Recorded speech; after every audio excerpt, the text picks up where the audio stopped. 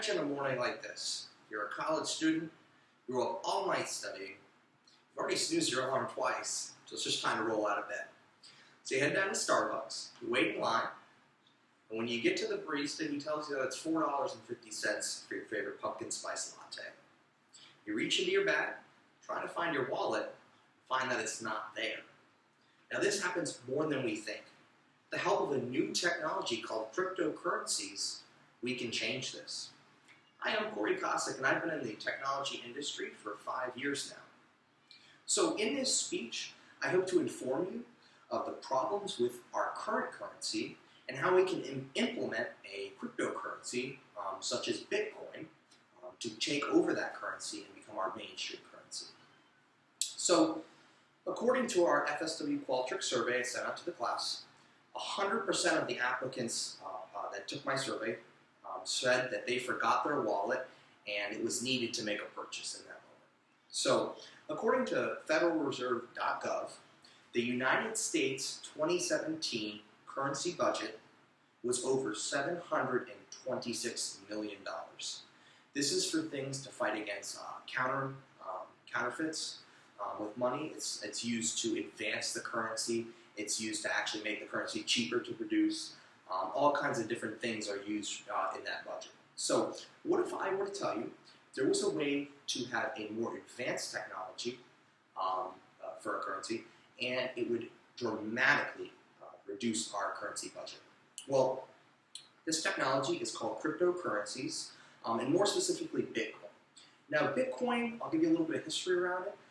Bitcoin was originally made in 2009 by Satoshi Nakamoto.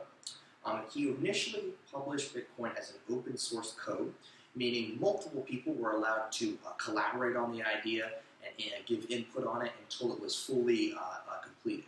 So using that information, once Bitcoin finally became mainstream, it was actually implemented into the dark web and for illegal drug buying purposes, which obviously initially gave Bitcoin a bad rap.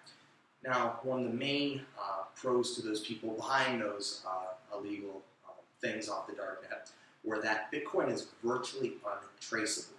Every time Bitcoin is used as a transaction interface, it's a unique 25-digit alphanumeric code that is given, making the transaction itself virtually unhackable. It's very secure.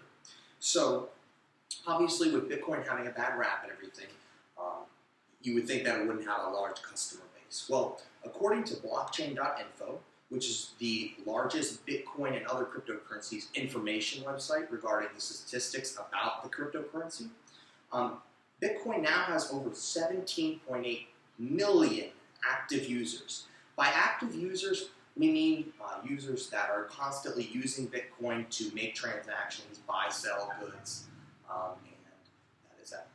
So this sounds great, right? Well, why aren't we using Bitcoin? Well, there's a few different reasons why we don't use Bitcoin.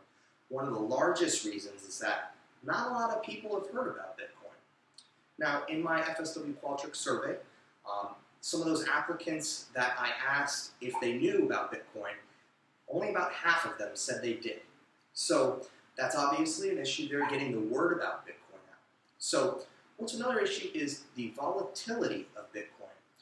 Bitcoin's volatility means that from one day it could be $4,000, the next day it could be only $2,000.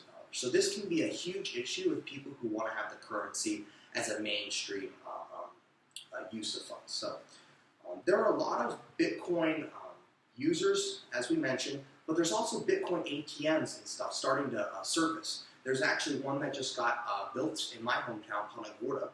There's one in Fort Myers, which a lot of you may go and look at. And there's also all of them around the state.